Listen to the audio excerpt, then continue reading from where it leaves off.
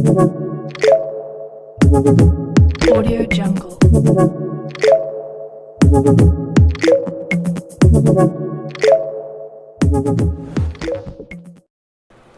नमस्कार विद्यार्थी मित्रांनो, चला तर कान्हा एज्युकेशनमध्ये आपल्या सर्वांचे स्वागत आहे. तर आज आपण ट्रान्सफॉर्मरच्या काही इलेक्ट्रिकल मशीनमधला जो ट्रान्सफॉर्मर टॉपिक आहे त्याच्या काही महत्त्वाच्या क्वेश्चन्सवर डिस्कस करणार आहोत. चला तर वेळ न घालवता लगेच सुरुवात करूया. बघा, त्याच्यामध्ये काही स्पेसिफिक MCQ आपण डिस्कस करूया, नंतर काही थेरटिकल क्वेश्चन डिस्कस करू. बघा, त्याच्यामध्ये सगळ्यात फर्स्ट तुम्हाला दिला the EMF equation of transformer. The EMF equation of transformer depends on. बरोबर, आता EMF इक्वेशन जे असेल ते आपल्या सगळ्यांना माहिती आहे. E इज इक्वल काय होतं 4.44 phi n phi m. बरोबर आहे, सॉरी FN phi m. बरोबर आहे. आता तुम्ही जर बघितलं असेल, हा बऱ्याच ठिकाणी बघा तुम्हाला F1 F2 लिहिलेलं दिसेल. बरोबर आहे, पण F1 F2 आपण जनरली लिहत नाही का? आपल्याला माहिती आहे की फ्रिक्वेन्सी जी असेल ट्रान्सफॉर्मरमध्ये कशी असते रे, कॉन्स्टंट असते. बरोबर आहे ना. मग बघा तुम्हाला ऑप्शन दिले, बघा त्याने लोड करंट, फ्रिक्वेन्सी, त्याच्यानंतर पॉवर फॅक्टर आणि रेजिस्टन्स. आता हे कसं लक्षात ठेवायचं बघा, याला दिमाग कसा लावायचा. तुम्हाला इक्वेशन माहिती आहे ना, बरोबर आहे, हे EMFचे इक्वेशन माहिती. बरोबर आहे, मग इथं लगेच डोकं लावायचं. बघा ही तर कॉन्स्टंट व्हॅल्यू आहे. बरोबर आहे, मग हिला आपण काउंटच करायचं नाही. त्यानंतर बघायचं फ्रिक्वेन्सी, नंबर ऑफ टर्न्स आणि मॅक्झिमम फ्लक्स. बरोबर आहे. आता याच्यापैकी बघा तुम्हाला फ्रिक्वेन्सी दिली आहे का, नंबर ऑफ टर्न्स दिली आहे का, हे तीन फॅक्टर जर दिले असेल किंवा तिन्ही फॅक्टरपैकी कुठला दिला तो आपण बघूया. बघा, आता तुम्हाला इथे लोड करंट दिला का रे, इथे दिला का लोड करंट तुम्हाला नाही, म्हणजे हा ऑप्शन असेल का, नाही, ऑब्वियसली नाही. त्यानंतर पॉवर फॅक्टर तुम्हाला दिला आहे का, नाही. बरोबर आहे. रेजिस्टन्स दिला का, नाही. बरोबर आहे, मग काय दिलं तुम्हाला इथं फ्रिक्वेन्सी दिलेला आहे, म्हणून इथं म्हणू शकतो आपण बाबा E इज इक्वल टू काय म्हणणार मी, directly proportional to the frequency. बरोबर आहे, लक्षात आलं. हां, हे तुम्हाला इथं थेरोटिकल मी मुद्दामून दिलं बघा, किंवा फ्रिक्वेन्सीज काय मॅटर करते तुम्ही थोडं बघू शकता. तर EMF इक्वेशन ही डायरेक्टली प्रोपोर्शनल टू फ्रिक्वेन्सी आपण आताच बघितलं. म्हणजे काय, जर फ्रिक्वेन्सी वाढली तर EMF ऑलवेज इन्क्रीज होऊन किंवा त्याला आपण व्हाईस वर्सा म्हणू शकतो. आता बाकीचे ऑप्शन का नाही आहे हे पण खूप इम्पॉर्टंट आहे, तर तुम्ही त्याला रीड करून घेऊ शकता. ओके, त्यानंतर बघा next, transformer work on the principle. Transformer हा कोणत्या प्रिन्सिपलवर वर्क करतो. बरोबर आहे. आता आपल्याला माहिती आहे ट्रान्सफॉर्मर जो असतो तो ॲक्च्युअल कसा वर्क करत असतो. त्याच्यामध्ये दोन वाइंडिंग असतात, एक असते प्रायमरी वाइंडिंग आणि एक कोणती असते रे, सेकंडरी वाइंडिंग. बरोबर आहे. आता प्रायमरी वाइंडिंग आणि सेकंडरी वाइंडिंग जे असेल त्याच्यामध्ये कुठलंही इलेक्ट्रिकल कनेक्शन राहत नाही आहे. आता ही असेल प्रायमरी आणि ही असेल समजा सेकंडरी वाइंडिंग. याच्यामध्ये काय होत असतं, अशा मॅग्नेटिक फ्लक्स फ्लो होत असतात. बरोबर आहे. आणि ह्या मॅग्नेटिक फ्लक्स जे असेल त्या इथं प्रायमरीच्या सेकंडरी लिंक होऊन त्याच्यामध्ये काय तयार होत असतं, EMF इंड्यूस होतो. बरोबर. मग इथं याला आपण म्हणतो म्युच्युअल. याच्यामध्ये लिंकिंग म्युच्युअल काय म्हणतो आपण, म्युच्युअल इंडक्शन. सेल्फ इंडक्शन जे म्हणतो त्याला आपण नाही, कॅपॅसिटन्स म्हणतो का, रेजिस्टन्स म्हणतो का, नाही, that is called as mutual induction principle. ही थेरोटिकल तुम्ही थोडं वाचून घेऊ शकता. बघा, त्यानंतर voltage regulation of a transformer is zero when load power factor is. हा क्वेश्चन खूप इम्पॉर्टंट आहे, कारण तुम्हाला बऱ्याच वेळेस हा क्वेश्चन जो असेल MCQसाठी खूप महत्त्वाचा आहे. Voltage regulation. आता व्होल्टेज रेग्युलेशन आपल्याला माहिती आहे बाबा, ट्रान्सफॉर्मरचं व्होल्टेज रेग्युलेशन काय सांगतं की secondary voltage from no load to full load. बरोबर आहे. व्होल्टेज रेग्युलेशन डेफिनेशन लक्षात ठेवा, of a transformer is change in secondary voltage from no load to full load असेल. क्लिअर आहे. आता याच्यामध्ये जर तुम्ही बघितलं तर ॲक्च्युअलमध्ये जर असेल तर पॉवर फॅक्टर जो असतो, बरोबर आहे, पॉवर फॅक्टर जो असतो त्याचे तीन टाईप्स आपल्याला माहिती आहे, लॅगिंग, लीडिंग आणि झिरो पॉवर फॅक्टर. तर कोणत्या पॉवर फॅक्टरचा कसा इफेक्ट होतो हे तुम्हाला मी शॉर्टमध्ये दिलं, ते तेवढं लक्षात ठेवा. बघा, तर व्होल्टेज ड्रॉप इन्क्रीज होत असेल, बरोबर आहे, व्होल्टेज ड्रॉप काय होतो, इन्क्रीज, त्यावेळेस रेग्युलेशन कसं असेल तुमचं, पॉझिटिव्ह व्होल्टेज रेग्युलेशन असेल. बरोबर आहे. आणि पॉवर फॅक्टर तुमचं लॅगिंग असेल. बरोबर आहे. आता व्होल्टेज मे राईज होत असेल, बरोबर आहे, ड्रॉप इन्क्रीज होतो. ड्रॉप म्हणजे काय, इनडायरेक्टली कमी होणे. आणि व्होल्टेज मे राईज होत असेल तर काय म्हणतो आपण त्याला, निगेटिव्ह. आणि जर तुमचा लार्ज रिॲक्टिव्ह ड्रॉप होत असेल तर काय म्हणतो आपण, हायर रेग्युलेशन. पण त्यावेळेस कोणतं असेल, झिरो पॉवर फॅक्टर. आणि इथं कोणतं असेल रे, लिडिंग पॉवर फॅक्टर. मग क्वेश्चनमध्ये काय दिलं तुम्हाला, voltage regulation of transformer is zero. बरोबर आहे.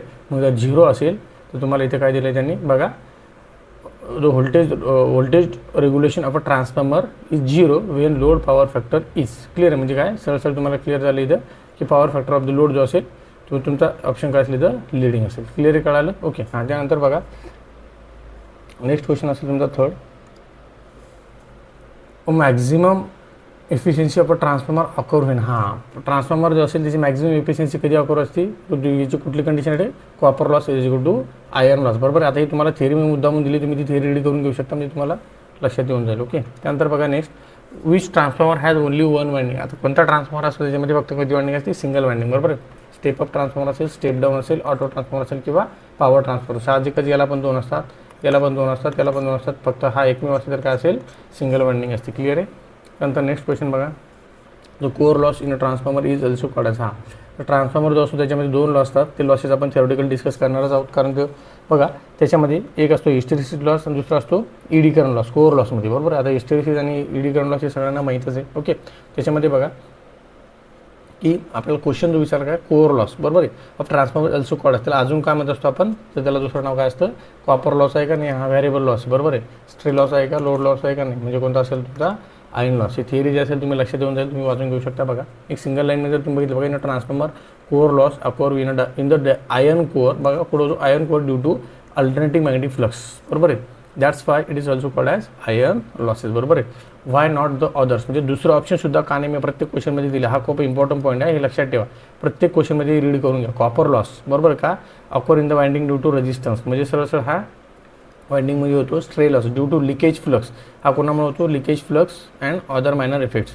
आणि लोड लॉस कोणामुळे होतो, डिपेंड ऑन लोड. क्लिअर आहे, हे पण लक्षात ठेवा. त्यानंतर नेक्स्ट बघा, open delta connection is also non as. आता ओपन डेल्टा कनेक्शन असेल त्याला आपण आणखी काय म्हणू शकतो, याच्यामध्ये बघा ओपन डेल्टा म्हणजे सरळ काय असतं, आपण याला म्हणतो असतो आपण डेल्टा, याच्यापैकी एक कुठली तरी वाइंडिंग ओपन होणे त्याला म्हणतो आपण ओपन डेल्टा कनेक्शन. क्लिअर आहे. हां बघा ओपन डेल्टा कनेक्शन सुरुवात आहे. साहजिक तुम्ही जर असं बघितलं, बघा हा तुमचा समजा डेल्टा असेल, बरोबर आहे, आणि ही वरची वाइंडिंग मी काढून टाकली, तुम्हाला कोणासारखं दिसतो तो व्ही सारखा, बरोबर. म्हणजे that is called as V V connection, डेल्टाने, स्टारने आणि झिगझॅगपणे. ओके, ही थेरी तुम्ही वाचून घ्या. बाकीचे ऑप्शन का नाही हे प्रत्येक क्वेश्चनमध्ये मी दिलेलं आहे, ते सुद्धा रीड करून घ्या, तुम्हाला खूप महत्त्वाचं आहे, बरोबर आहे. त्यानंतर नेक्स्ट क्वेश्चन बघा, in a transformer flux is proportional to. हा खूप इम्पॉर्टंट आहे. ट्रान्सफॉर्मर जो असेल त्याच्यामध्ये फ्लक्स जे असेल त्या कशाच्या प्रपोर्शनल आहे. सिम्पल इथं थोडं कॉमन सेन्स वापरा. हा इक्वेशन आपल्याला दिला आहे कोणता, ए इज इक्वल काय 4.4 फॉर एफ अँड फाय, बरोबर आहे.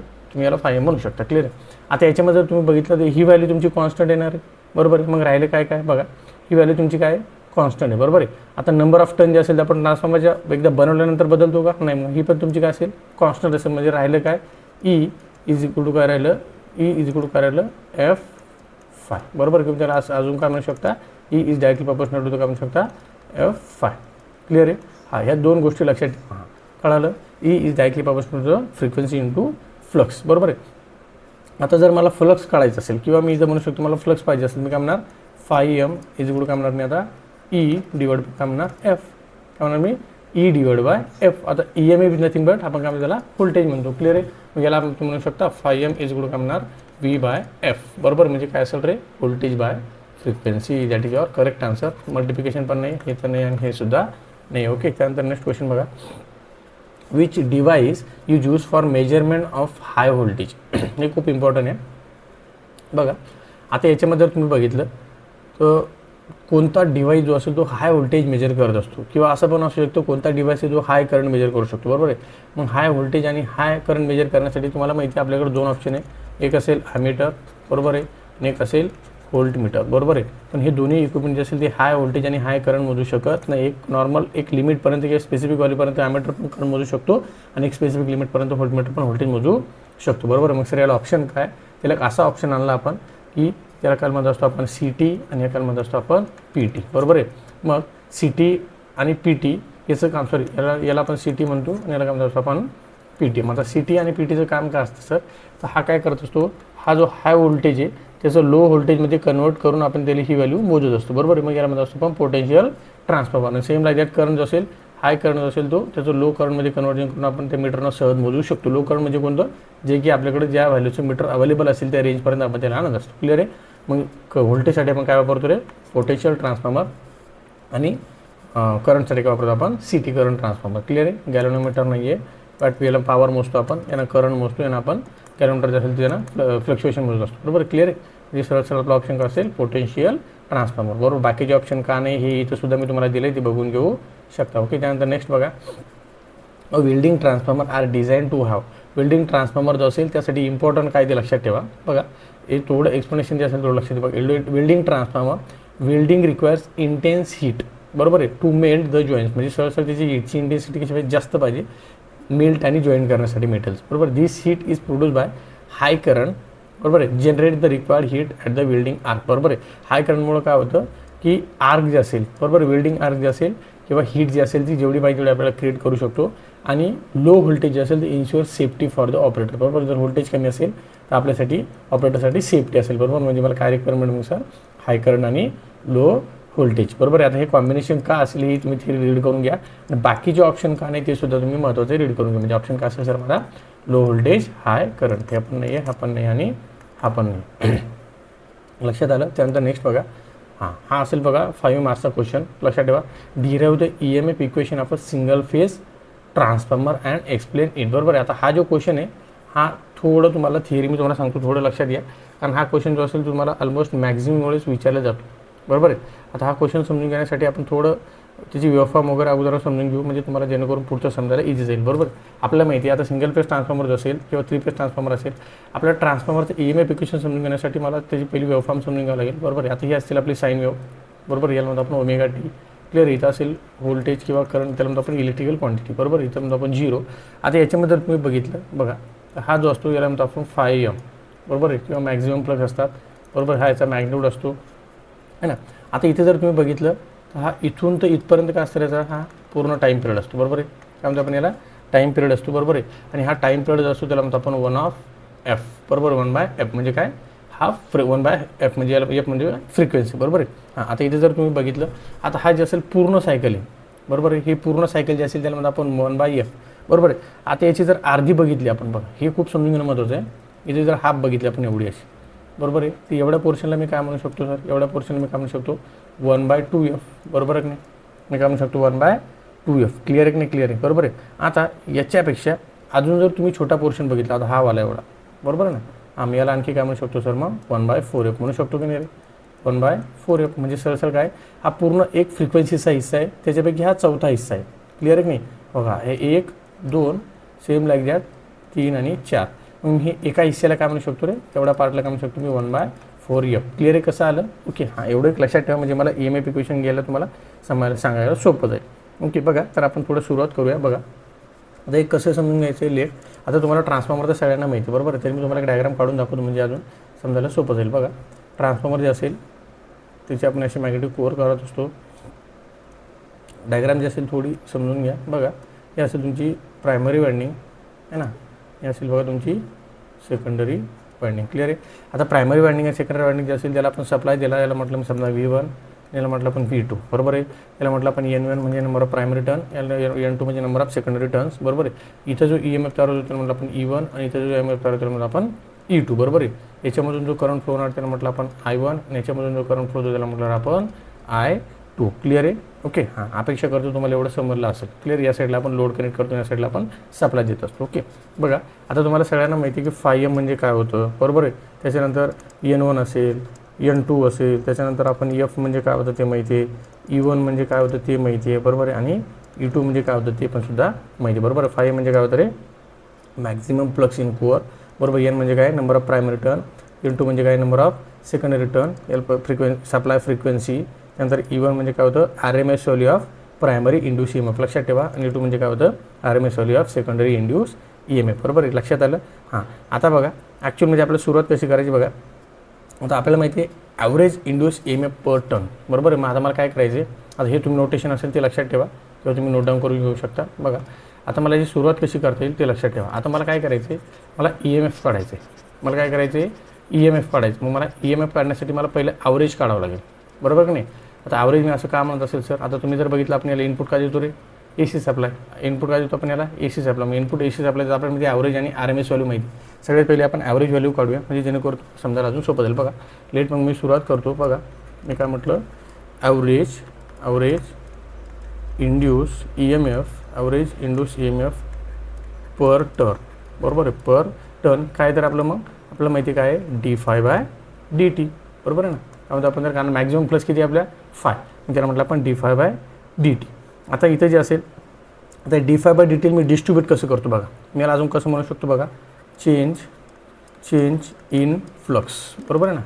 मला कसं म्हटलं, चेंज इन फ्लक्सलाच आपण काय म्हटलं सर आत्ताच d∅, बरोबर आहे. हां आणि खाली काय आलं, त्याच्या खाली काय चेंज इन टाईम. मग मी त्याला काय म्हटलो, time required for change in flux, आहे ना. काय म्हटलं मी, change in flux, change in flux त्यालाच म्हटलं आपण सर डी टी, बरोबर आहे की नाही. हां, आता याला जर आपण कसं लिहू शकतो बघा, आता changing flux in D T, changing flux असेल किंवा डी5 जे असेल आपलं काय रे मॅक्झिमम फ्लक्स आहे 5m, बरोबर आहे.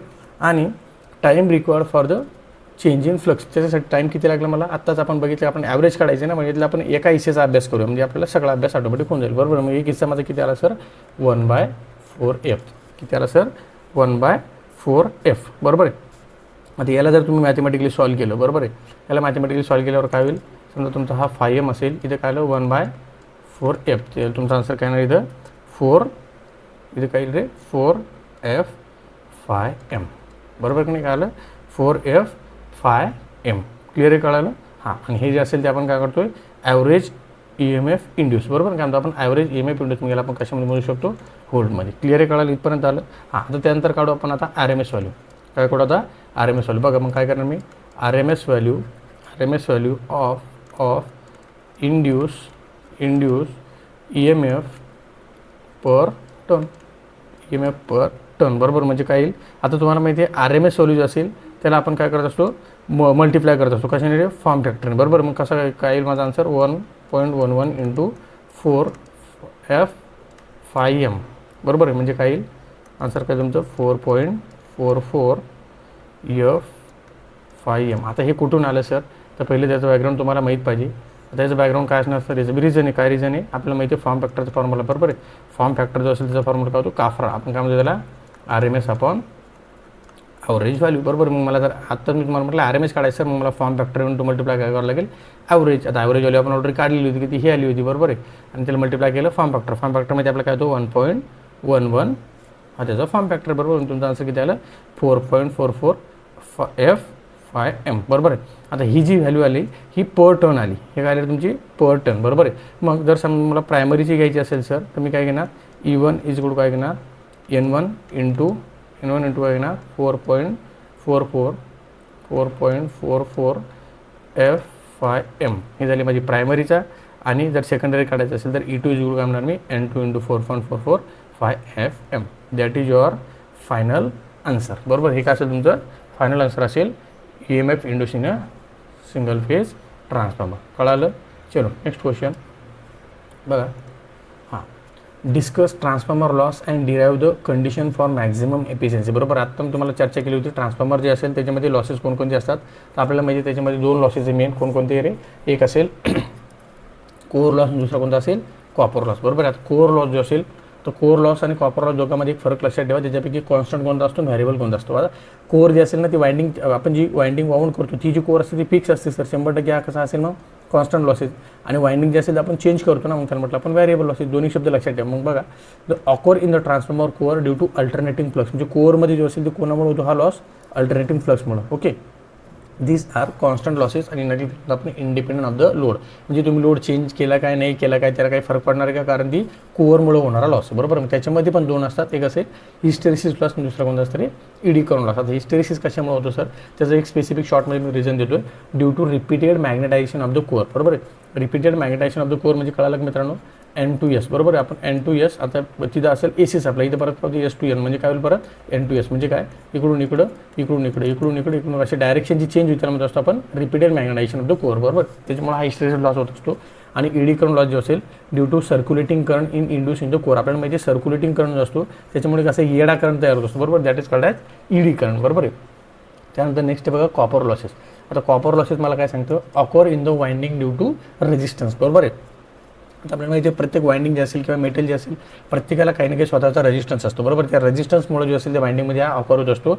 आणि हा लॉसेस 100% कसा असणार सर व्हॅरिएबल, कारण आपण वाइंडिंग चेंज करत असतो, बरोबर आहे. मग वाइंडिंग चेंज करतो, मग इंडायरेक्टली सर वाइंडिंगवर डिपेंड, म्हणजे सर आपण डिपेंड होतं काय म्हणू शकतो लोड करंट, कारण वाइंडिंगमधूनच आपला करंट फ्लो होता ना, मग रेजिस्टन्स कमी जास्त झाला म्हणजे 100% लोड करंटवर इफेक्ट होणार, बरोबर आहे. आणि त्याचा जर फॉर्म्युला बघितलं तुम्ही काय असतो P = म्हणतो आपण I² R लॉसेस, सो ते इन्क्रीज विथ लोड, म्हणजे सर काय की करंट असेल तो I² डायरेक्टली प्रोपोर्शनल, म्हणजे कसं ते बघा ॲक्च्युअल ट्रान्सफॉर्मर जे असेल त्याची इफिशियन्सी आपल्याला माहिती आहे output power upon output plus losses, म्हणजे सर इंडायरेक्टली इनपुट आपण त्याला म्हणू शकतो, बरोबर आहे. मग याची कंडिशन काय होईल, ट्रान्सफॉर्मर अचीव मॅक्झिमम एफिशियन्सी कधी होईल रे, कॉपर लॉस = काय म्हणणार मी आयर्न लॉस, दोन्ही जर इक्वल असेल ही त्याची कंडिशन आहे. मग कशी ती तुम्ही डिस्कस करू शकता बघा लेट आयर्न लॉसेस जे असेल आपण काय म्हणतो पी आय हा कॉन्स्टंट आहे आणि कॉपर लॉसेस जे असेल तर मला P C is directly proportional. बघा मी आताच म्हटलं तर P C is equal to I square R losses म्हणजे सर काय sir P C is directly proportional to the I square बरोबर आहे. मग efficiency depend on the load current आपल्याला माहिती आहे ही एफिशियन्सी काय झाली आता depend on the load current बरोबर. मग by differentiating efficiency with respect to load and setting to the zero जर डिफरन्शिएट केलं आपल्याला तर 100% काय मिळणार P C is equal to P I म्हणजे कॉपर लॉसेस एवढं काय मिळणार आयर्न लॉसेस. ही कंडिशन जी असेल ती खूप इम्पॉर्टंट कंडिशन आहे बरोबर. त्याच्यातून जर तुम्ही कंक्लुजन काढलं तर काय मिळेल maximum efficiency acquirement variable losses is equal to constant म्हणजे दोन्ही जे असेल ते जर इक्वल असेल तरच मला मॅक्झिमम एफिशियन्सी मिळू शकते. This condition help in designing transformer to operate efficiently at particular load म्हणजे आपला ट्रान्सफॉर्मर डिझाईन करण्यासाठी या कंडिशनची खूप मोठी मदत होते. ओके कळालं. त्यानंतर नेक्स्ट क्वेश्चन बघा explain the construction and working principle of the 3 phase transformer. आता याच्यामध्ये बघा 3 फेज ट्रान्सफॉर्मर आणि सिंगल फेज ट्रान्सफॉर्मरमध्ये काही फरक नाही आहे. ओके कसा तुम्हाला सांगतो बघा. एक शॉर्टमध्ये तुम्ही बघू शकता एक सिंगल युनिट जर तुम्ही अभ्यास केला ना बरोबर आहे एक सिंगल युनिटचा जर म्हणजे इंडायरेक्टली सिंगल फेज ट्रान्सफॉर्मर तर तुम्हाला 3 फेज ट्रान्सफॉर्मर समजणं काहीच अवघड नाही बरोबर आहे. बघा has a single core with 3 limbs बरोबर आहे. आता आपण बघितलं होतं त्याच्यामध्ये एक सिंगल फेज ट्रान्सफॉर्मर घ्या त्याचे 3 युनिट तयार केले जातात आपला 3 फेज ट्रान्सफॉर्मर बरोबर आहे. तर त्याची थोडी तुम्हाला मी काय करतो थिअरी समजून सांगतो. बघा कन्स्ट्रक्शन जे असेल त्याच्यामध्ये काय काय असतं एक मॅग्नेटिक कोअर असेल बरोबर आहे. हां त्यानंतर असतं बघा वाइंडिंग बरोबर आहे. त्यानंतर असतं बघा ट्रान्सफॉर्मर टँक असेल ट्रान्सफॉर्मर ऑइल असेल आहे ना कन्झर्वेटर असेल ब्रिदर असेल बरोबर आहे. बुशिंग आणि टॅम्प चेंजर असेल इन्सुलेशन असेल कूलिंग सिस्टम असेल हे सगळे कन्स्ट्रक्शनचे पार्ट जे असेल ते मी तुम्हाला एकदम व्यवस्थित सिस्टमॅटिक एक्सप्लेन केलेले आहे बरोबर. तुम्ही त्याला व्यवस्थित रीड करून घ्या म्हणजे अजून तुम्हाला समजायला सोपं जाईल. जसं की त्याच्यामध्ये मॅग्नेटिक कोअर असेल तर मॅग्नेटिक कोअरमध्ये काय काय असतं सर आपल्याला माहिती आहे की बाबा ती जी कोअर असेल ती त्याच्यामध्ये 2 पार्ट असतात एक कोअर टाईप असेल सेल टाईप असेल किंवा अजून एक बेरी टाईप असते बरोबर आहे. कोअर कशापासून बनलेली असते सिलिकॉन स्टीलपासून बनलेली असते का बनलेली असते सर ती एक लॅमिनेटेड पण सिलिकॉन स्टीलपासून बनली म्हणजे सर हिस्टेरिसिस लॉस कमी होणार आणि ती लॅमिनेटेड पण असेल का सर कारण एडी करंट लॉस कमी होणार बरोबर आहे. हे सगळ्या गोष्टी जसं मी तुम्हाला व्यवस्थित एक्सप्लेन केल्या आहेत की बाबा सेल टाईप असेल त्याला 3 लिम असतात बरोबर आहे. बघा तुम्ही 1 2 3 अशी याला 3 लिम असतात त्याला फक्त 2च लिम आहे 1 आणि 2 बरोबर आहे. हा असेल 2 लिम ट्रान्सफॉर्मर हा असेल 3 लिम ट्रान्सफॉर्मर कन्स्ट्रक्शनवरून डिपेंड आहे बरोबर क्लिअर आहे. त्यानंतर बघितलं तुम्ही वाइंडिंग आहे कोणकोणती असते प्रायमरी वाइंडिंग आहे सेकंडरी वाइंडिंग आता कन्स्ट्रक्शन बघा जनरली आपण प्रायमरीसाठी किंवा सेकंडरी असेल कॉपर किंवा ॲल्युमिनियमचं मटेरियल वापरतो बरोबर आहे. इन्सुलेशन कोणतं वापरतो त्यानंतर वाइंडिंग कुठं प्लेस केलं आहे लो व्होल्टेज वाइंडिंग कुठं असेल हाय व्होल्टेज वाइंडिंग कुठं असेल नियर टू कोअर असेल आउटसाईड टू कोअर असेल हे सगळे डिटेल मी तुम्हाला व्यवस्थित दिले. ट्रान्सफॉर्मर टँक असेल बरोबर आहे. ट्रान्सफॉर्मर टँक काय काय असतं किंवा त्याला आपण काय त्याचं फंक्शन काय काय mechanical production provide insulation whole transformer ह्या सगळ्या गोष्टी तुम्हाला ऑलरेडी माहिती तुम्हाला फक्त थोडं छोटे पार्ट असतील किंवा ते प्रत्येक कंपाऊंड थोडं डिस्कस करायचा ओके. त्यानंतर कन्झर्वेटर टँक असेल बरोबर ब्रिदर असेल बघा ही टँक असेल बघा तुम्हाला याच्यामध्ये दिलं हे ऑइल जे असेल ह्याचं एक्सपान्शन वगैरे कसं होतं ते बघा. एक ऑइल जे असेल ते उकळत असतं ते एक्सपान्शन कन्झर्वेटर टँक आपण कायसाठी वापरतो मग एक्सपान्शन होऊन ऑइल त्याच्यामध्ये गेलं पाहिजे बरोबर आहे. सेफ्टीसाठी किंवा ट्रान्सफॉर्मर तुमचा फुटू नये ब्लास्ट होऊ नये त्यासाठी आपण याला वापरतो. तेव्हा कन्झर्वेटर थोडं पॉईंट याच्यामध्ये डिस्कस केले ब्रिदरसुद्धा डिस्कस केले बरोबर आहे. त्याचं काम काय असतं फंक्शन काय असतं सगळे छोटे पार्ट तुम्ही त्याच्यामध्ये डिस्कस करायचे आहे ओके. आणखी जर तुम्हाला एकदम शॉर्टमध्ये पाहिजे असेल तर ही तुम्हाला मी प्रोव्हाइड केलं बघा. इथून सुरुवात करायची आहे कन्स्ट्रक्शनपासून ते ट्रान्सफॉर्मर एवढे 2-3 पॉईंट असेल तुम्ही एक्सप्लेन करून इथपर्यंत एंड करू शकता बरोबर आहे. आणि त्याच्यामध्ये सगळ्यात इम्पॉर्टंट असेल बघा ते झालं आता कन्स्ट्रक्शन हे असेल बघा वर्किंग. आता वर्किंग जे असेल आपल्याला माहिती आहे Faraday's law of electromagnetic induction याच्यावर चालतं बरोबर आहे. त्याच्यामध्ये काय करतो आपण सिंगल फेज सारखं सेम 3 फेज एसी सप्लाय देणार बरोबर आहे. त्यानंतर ईच फेज जे असेल तर आपण जे असेल त्याला अल्टरनेटिव्ह मॅग्नेटिक फ्लक्स म्हणजे सगळं काय त्याचं 120 डिग्री अपॉट टाईम डिस्प्ले प्लेस करणार. त्यानंतर flux flow through the core लिम बरोबर आहे बाय म्युच्युअल इंडक्शन EMF सरळ काय की त्याच्यामध्ये जो फ्लक्स जे असेल ते लिंक होतात आणि त्याच्यामध्ये म्युच्युअल इंडक्शननुसार त्याच्यामध्ये EMF इंड्यूस होतो. सिम्पल सिमिलरली आपला सिंगल फेज ट्रान्सफॉर्मर सारखा आहे. मग त्याच्यामध्ये ॲडव्हान्टेज काय काय असेल ते तुम्ही डिस्कस करू शकता किंवा तुम्ही त्याला बघून घेऊ शकता ओके कळालं. त्यानंतर नेक्स्ट आहे बघा explain open delta connection and it's advantage and limitation. तर ओपन डेल्टा हा जो असेल तो खूप इम्पॉर्टंट पॉईंट लक्षात ठेवा. ओपन डेल्टा याला का म्हटलं गेलं कारण त्याच्यामध्ये एक वाइंडिंग जी असेल ती आपण रिमूव्ह केली असते बरोबर. बघा open delta connection is a 3 phase transformer connection where only 2 transformer are use instead of 3 बरोबर आहे. It's the derive from delta system when 1 transformer is removed or fail. लक्षात आलं मी तुम्हाला म्हटलं 1 ट्रान्सफॉर्मर काय असेल रिमोव्ड असेल बरोबर. In a normal delta connection 3 transformer from a close loop in an open delta 1 side of delta is missing from V shape. बरं काय तुम्ही जर बघितलं असेल बघा अशा प्रकारे ही जी असेल त्याचा शेप होता बरोबर आहे आणि याच्यापैकी ही जी असेल ती रिमूव्ह झाली बरोबर आहे. मग त्याच्यामध्ये काय आलं त्याच्यामध्ये काय झालं हा व्ही शेप तयार झाला क्लिअर कळालं. हां despite using only 2 transformer it can seal supply a 3 phase load, म्हणजे सहसा 2च ट्रान्सफॉर्मर काय होतं त्याचा 3 फेज लोड जे असेल तो आपण हँडल करू शकतो. क्लिअर कळालं. अजून तुम्हाला डायग्राम बघायची तुम्हाला दिली आहे, व्यवस्थित डायग्राम बघून काही कनेक्शन वगैरे जे असेल त्याची वर्किंग प्रिन्सिपल असेल शॉर्टमध्ये तुम्हाला लिहून दिलं. The 2 transformer share the load and maintain the required phase difference 120, that is called as the open delta transformer. This system continues to deliver 3 phase power through not efficiently as a full delta system. खूप important word हे लक्षात ठेवा. Okay.